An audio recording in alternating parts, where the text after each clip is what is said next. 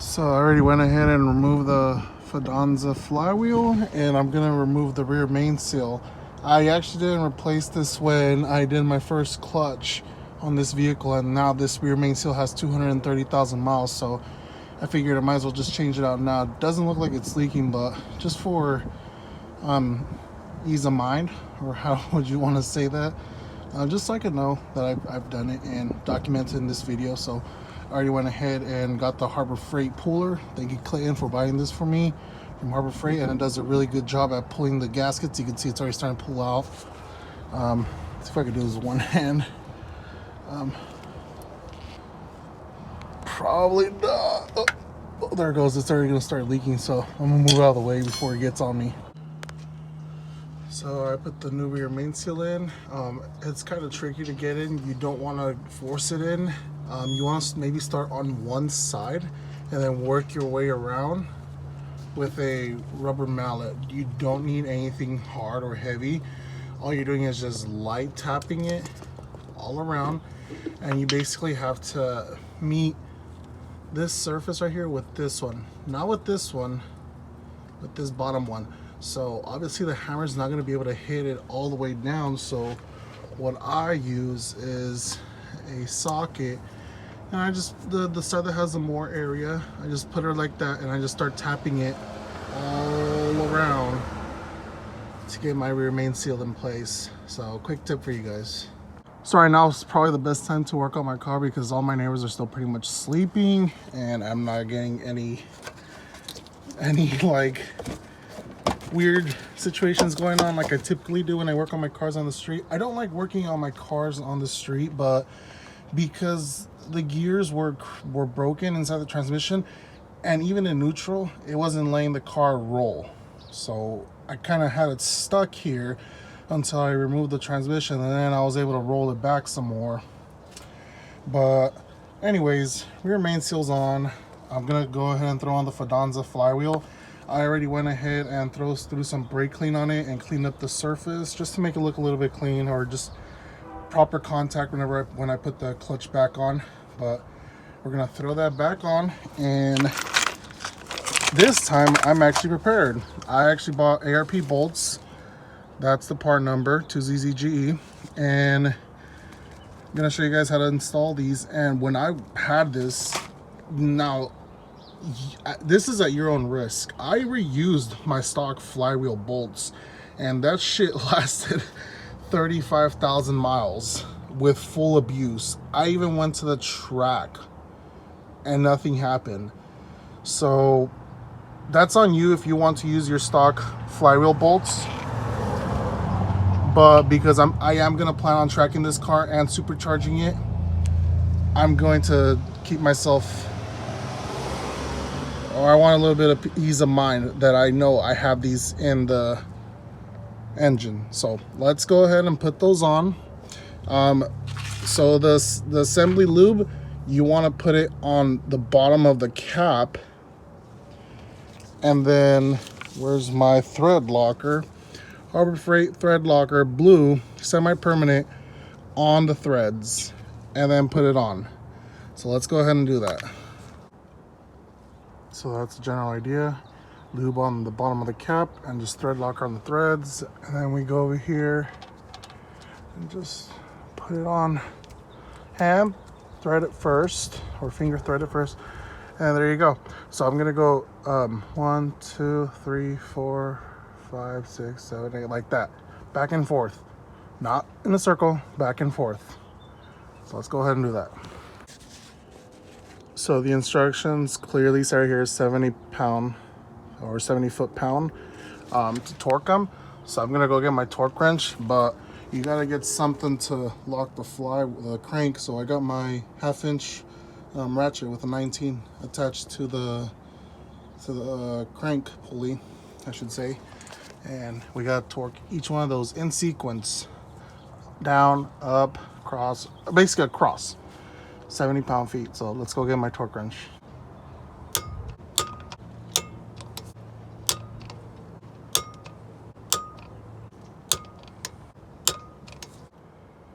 So now that I got all those torqued down, I'm just gonna go ahead and get a blue rag and just clean it up a little bit, and then we're gonna install our pressure plate and clutch. So let's go ahead and do that. So I already went ahead and put all 6 of the 12mm bolts. Same procedure across, go like that across from one another, and it is 14 pound-feet.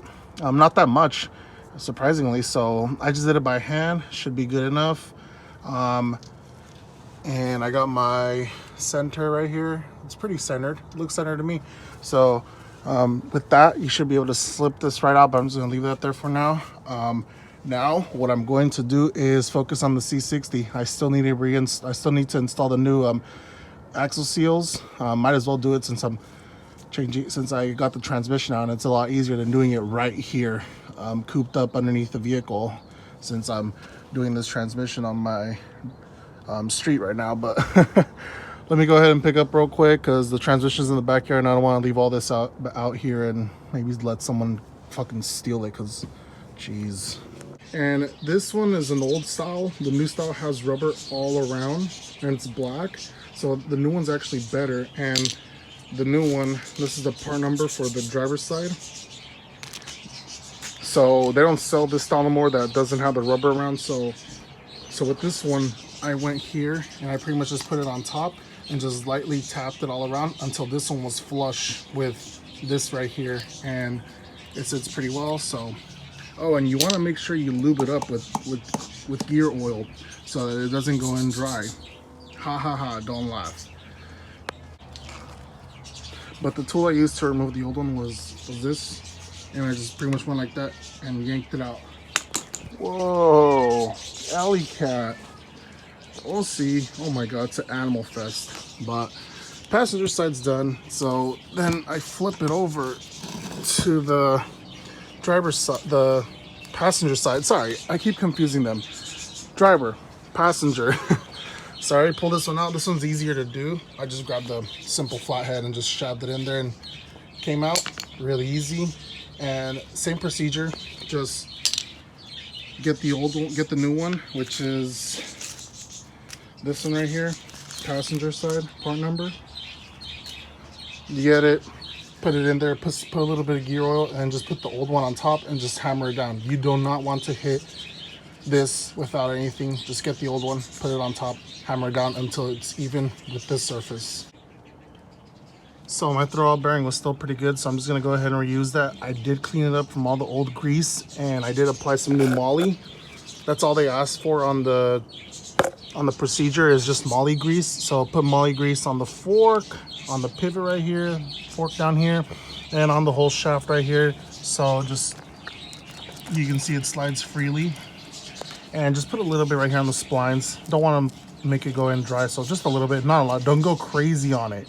Do not go crazy on it, because you run the risk of it splattering onto your clutch and slipping prematurely. So do that right. Put the boot back on, and now it's actually officially time to put it on. So the transmission is in place. I didn't want to record that because it is a painful thing to do. You do that on your own. Basically, you're just fishing the transmission back into the 2ZZ, and it's already there. I got the two 17s, one right here and then the other one right there to hold it in place while I put the motor mount in, and it's already somewhat in. I just gotta lower the engine a little bit more. So now we're gonna tighten the bottom bolts and nuts for the rear motor mount. Nut right here, bolt right here, and two nuts right here, all by a 14mm, and you're gonna need a deep one or with an extension to get the back ones. So as I said before, to get that bolt, the one right there, to get that one, it's probably best to go through the wheel well right here. Probably best to go through there.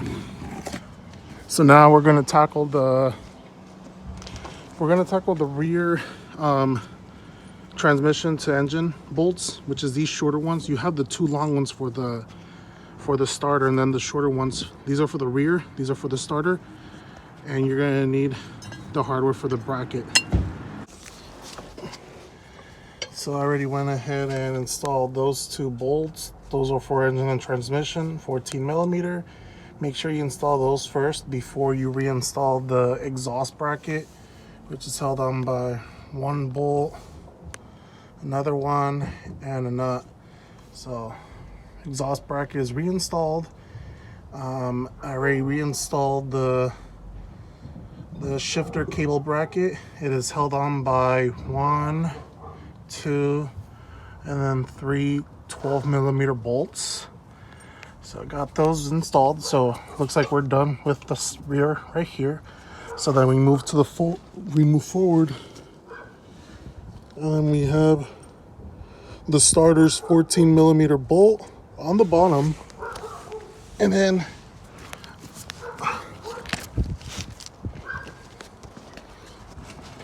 we're about to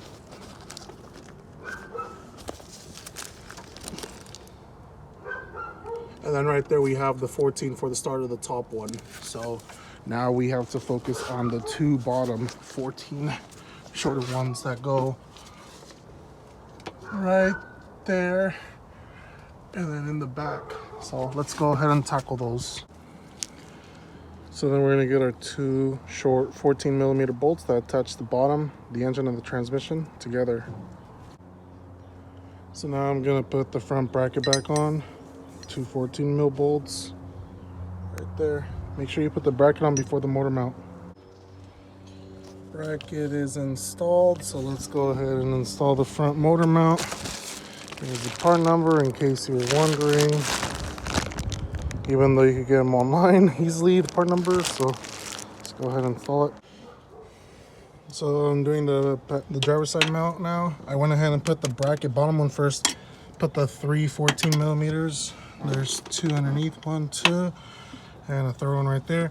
And I apply the bracket, and this bracket's kind of tricky to put on. You want to put these on hand tight, all four, before you start tightening a single one up. If all four are hand tight, then tighten it up. But if only one is, don't do it. So the transmission is finally on all three of its transmission mounts. All brand new. If you guys need part numbers for the transmission mounts, I'll go ahead and put them in the description. But now I'm gonna tackle the shift cable since, oh, actually I'm gonna finish tightening that 17. So I'm putting the shift cables back on, and I'm gonna go ahead and reinstall these C clips. They go right there. You can see how on the other one, oh, you can see how I did it on the other one right there. So gotta do it right there. And then once we do that, we're gonna put the pins that hold those in place. So now I'm gonna route the slave cylinder under the harness, and I'm gonna attach it to where it bolts up to. It's just two 12 millimeter bolts, really easy. And just attach all the brackets to where they go. So I kind of zoomed through the whole process because it's really just putting little things back together. So if you need to reference back, just reference back to the installation video. But all I'm doing is just connecting the two 12s right here for the slave cylinder. The grounds, one was right here, and then the other one was down here. Just finished connecting the intake. I'm gonna connect this hose after I install my battery because it's kind of in the way, so I'm gonna leave that there. Connect your MAF and just connect everything. You know, it's not hard, it really isn't. So if you do have questions, just message me. So now I'm just gonna reinstall the radiator and my battery, and it should start. Oh, and we gotta fill it up. And then just go ahead and reinstall the axles. Simple, right? I do apologize, it's already nighttime, it's really late. I'm just trying to finish up here. I already went ahead and put in Synchromesh Valvoline, 4.5 quarts of 5W30 high mileage Valvoline. They should sponsor me at this point. But now we're gonna put the battery in there and start this car for first time, I guess, somewhat. All right, well, battery's connected. See what happens. Oh, I disconnected the injectors just so I could prime the engine since it's been sitting for like a month now. All right, first crank.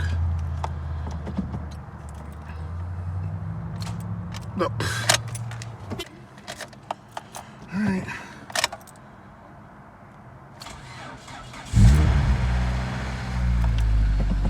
Cool. All right, we're in business.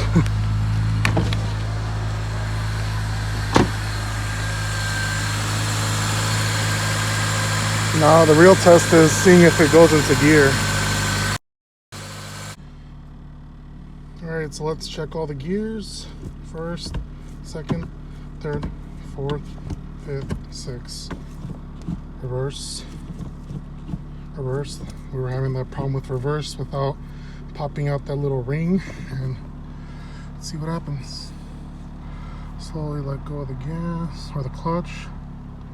Oh, oh Jesus.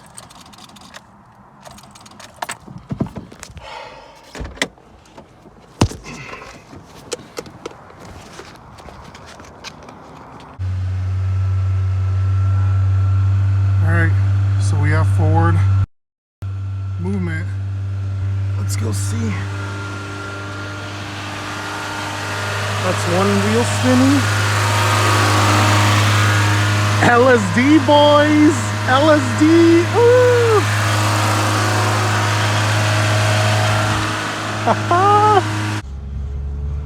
And just like that, we're moving. Fuck yeah, dude. Feels weird driving this car all over again. Ah! Don't stall CVAS because the battery's shit. Oh God. Feels good. Second gear. We don't have that annoying vibration or the bad rear motor mount. I would have already picked it up. Oh jeez. Come on, CVAS. You drive stick all the time. Oh.